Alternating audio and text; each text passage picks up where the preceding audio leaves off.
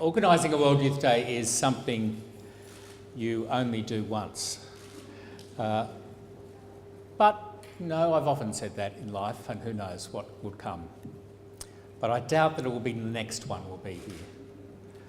But I thank CYS and all of you for inviting me to be with you tonight for GRACEFEST to mark 1 year out from World Youth Day 2016. Where we will be, I hope, many of us will be with the youth of the world, celebrating Mass with the Holy Father in Krakow, Poland. Some of you will be going there via the Holy Land in the footsteps of Jesus with me, but whichever way you go, you've got to find a way to go, to get there, because it will be the adventure of a lifetime. Tonight I'll be launching a brand new Archdiocese of Sydney app for Android and Apple devices with loads of helpful stuff about the Catholic Church in Sydney and beyond. And I'd invite you to download it from your app store. Just search for Archdiocese of Sydney, and you can give us some feedback on what sorts of things you'd like to see on the app, any ideas you have for making it even better. But in the meantime, I hope you'll find it a great help in your preparations for World Youth Day in the year to come. 1 year to go, one inigo. The Princess Bride is a 1987 American fantasy adventure which became something of a cult classic film. It's commonly rated amongst the top 10 comedy films of all time and has charmed audiences ever since. It's structured, for the 2 or 3 of you in the room who haven't seen it, around a grandfather, played by Peter Falk, aka Columbo, reading a book to his grandson, who's sick. He tells the story of a farmer's daughter named Buttercup, played by Robin Wright from The Girl with the Dragon Tattoo. Whenever she gives an order to the farm boys, one of them, Wesley, immediately answers, "As you wish," and happily complies. Eventually she realises that by the words, "as you wish," he means, "I love you," and that she loves him too. Wesley, played by Kari Yules of the Saw series, goes off to seek his fortune so that they can marry. But his ship is attacked by the dread pirate Roberts and he's presumed dead. Years later, the still grieving Buttercup agrees to marry the unappealing Prince Humperdinck, who really plans to have her kidnapped and murdered as a pretext for war. 2 separate forces pursue the kidnappers: the prince and his retinue, and a masked man dressed in black, who turns out to be our hero, Wesley, who has somehow miraculously escaped death. He catches up with our criminals and converts them to being his companions. He's reunited with his beloved, and the duo manage to cross a swamp full of fire sprouts, lightning, quicksand, and rodents of unusual size, only to be captured by Humperdinck and his sadistic vizier, the 6-fingered Count Rugen. The prince has Wesley imprisoned in the pit of despair and tortured to death. But Wesley, it turns out, is only mostly dead, and escapes again, rescues his beloved, and they live happily ever after. Now, one of those bad guys turned into a follower of our hero is a Spaniard named Inigo Montoya. He's a brilliant swordsman and is driven by one thought: avenging his father's murder at the hands of the evil Count Rugen. He is thus responsible for the well-known movie line, "Hello, my name is Inigo Montoya. You killed my father. Prepare to die." It's inspired many mimics and memes, including one I've seen saying, "Hello, my name is Inigo Montoya. You served me decaf. Prepare to die."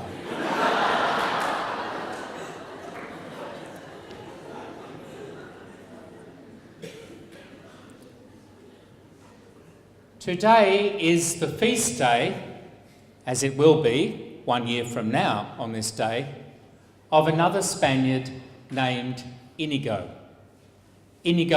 Loyola, upon whom our hero's friend Inigo Montoya was loosely based. He too had a taste for swashbuckling adventure, even violent revenge, but found his whole life turned around by an encounter with God's mercy.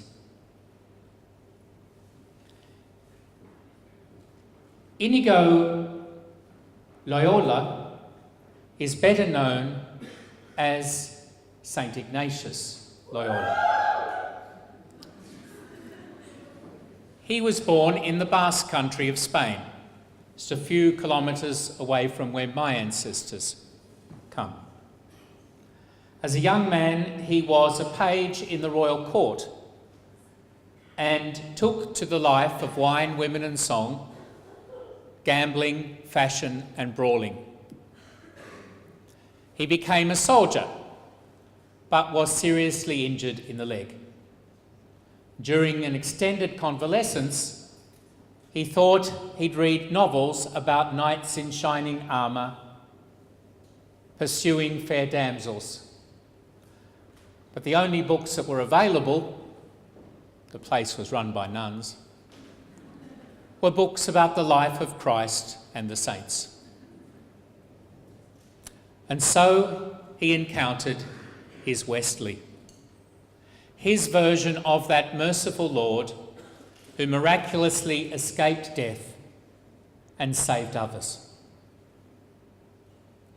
Converting to being a disciple of Christ, he continued his romantic adventure by going on pilgrimage to the Holy Land, confessing his sins, wearing the clothes of a pauper, and spending 10 months in a cave praying. I'm not sure how many of you have something like that in mind for your World Youth Day pilgrimage next year. When he got back, he went to uni, and he and his mates decided that it would be cool to take religious vows as companions of Jesus, or Jesuits. They travelled to Rome to offer their services to the Holy Father, hence the Jesuits' famous vow of obedience to the Pope. This adventurous spirit and this fidelity to the Church inspired them to leave home and position and possessions and to travel the world in obedience to Jesus' invitation in the Gospel, the invitation to to discipleship. Wherever they went, the Jesuits offered Catholic teaching, retreats and spiritual direction. Many were martyred, as befitted these soldiers for Christ, who wanted to do all ad maiorem Dei gloriam, for the greater glory of God.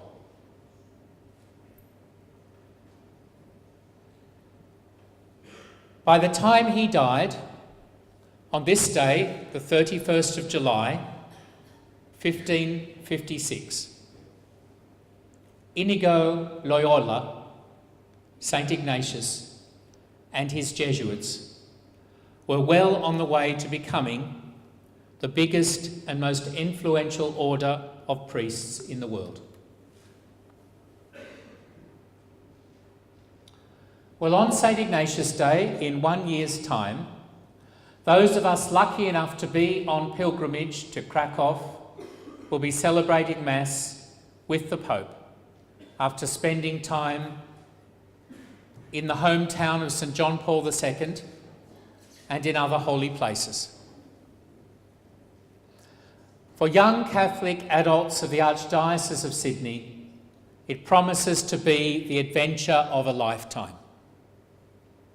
An encounter with the Divine Mercy, and an important step on the spiritual journey to maturity in Christ, and hopefully sainthood.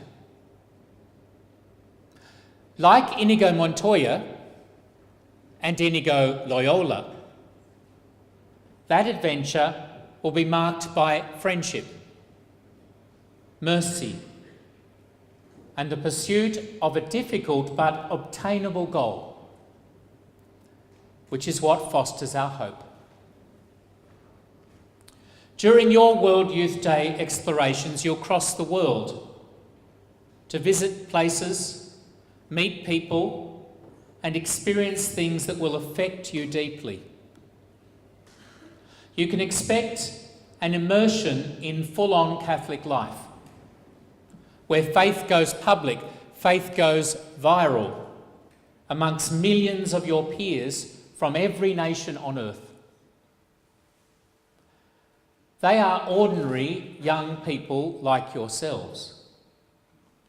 Yet God has extraordinary plans for them and for you.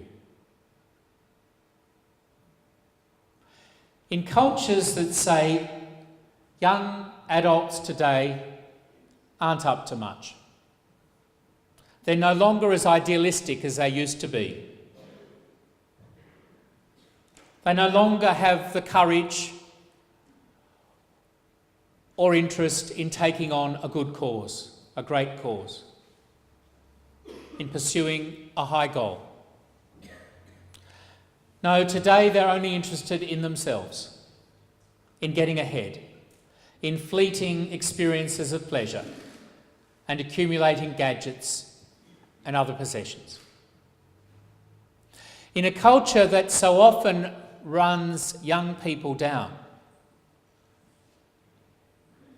and in so many ways sells them short, the Church is saying, you are saying by your presence here tonight, that young people want more and better. Ignatius of Loyola, as a young adult, tried it all. And in the end, he found that the high life wasn't all it's cracked up to be. It didn't satisfy him deep down. He knew that he was made for more.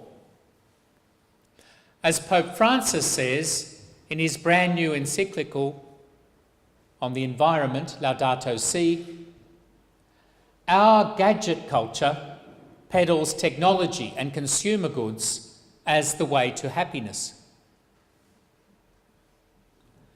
But any culture that leaves God and his mercy out of the picture impoverishes the human spirit, abandons the poor, and ends up eating up and then excreting the world.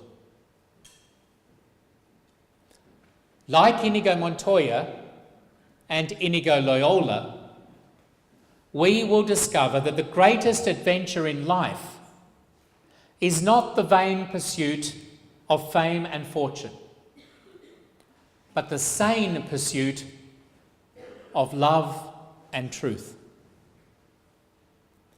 Like Wesley pursuing his beloved across land and sea, through danger and death, Inigo Loyola channeled his desires for courtly love and ideals of knighthood into a chaste love for the Church and the passionate desire to serve his Lord. Catholicism is the greatest truth and mercy adventure that there is. My hope is that your World Youth Day preparations and subsequent pilgrimage will jump-start you on that epic adventure. Sometimes comic, sometimes heroic, that is life in Christ. That it will set you up for your life beyond, in your future studies and work and leisure and friendships and marriages and families and the rest.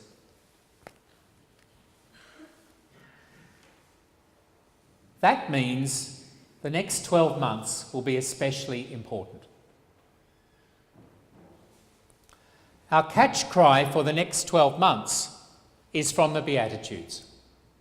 Blessed are the merciful, for they will receive mercy.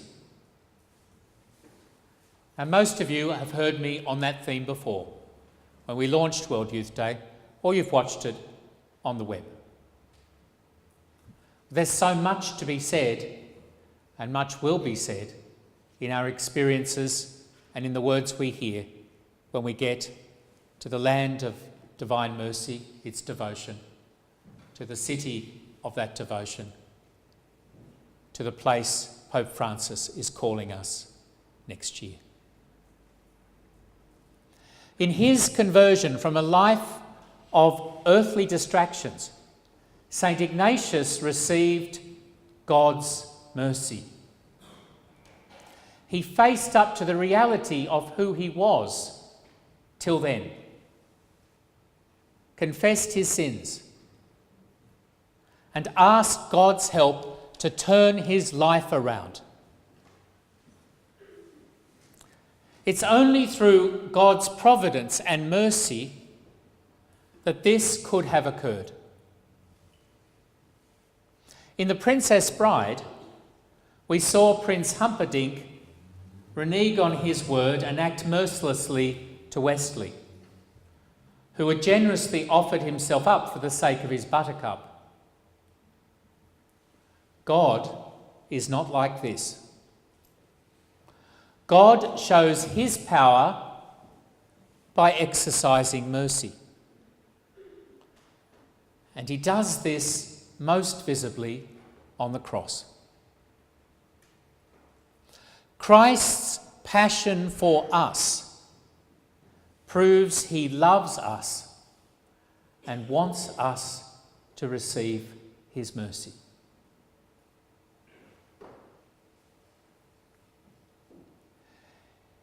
In Laudato Si, Pope Francis, who is of course himself a Jesuit, a follower of Inigo Loyola, St. Ignatius, says that we are only going to turn around the problems of this world, the problems of disadvantage for the poor and degradation for the environment.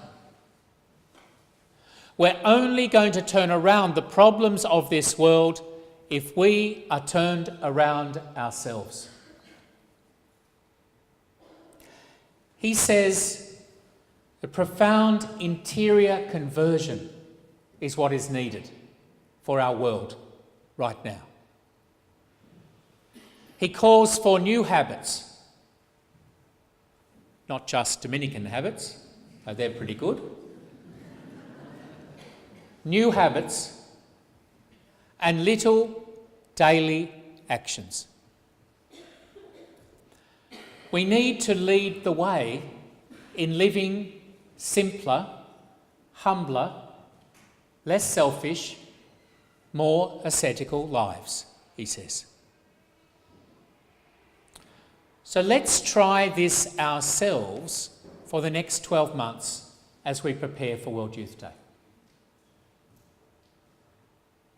Try to be less selfish in your habits and to think of your God and your neighbour and your world. Try to spend less on yourself. That will actually help you to save for World Youth Day too. Try to face up to yourself in that spiritual mirror that is confession, and receive the great sacrament of mercy. And spend more time in the society of Jesus, in company with Christ and his saints, by regular Mass, by prayer before the Blessed Sacrament. Tonight is great practice for that. Let's practice the virtues of simplicity and humility and receptiveness to mercy, especially with that open heart we have in prayer before Christ. And then, having received mercy yourself, be merciful to others. Practice being merciful to others in this 12 months. Become agents of divine mercy. Mercy women and mercy men. And get ready to join me and Pope Francis in the adventure of a lifetime. See you in Krakow.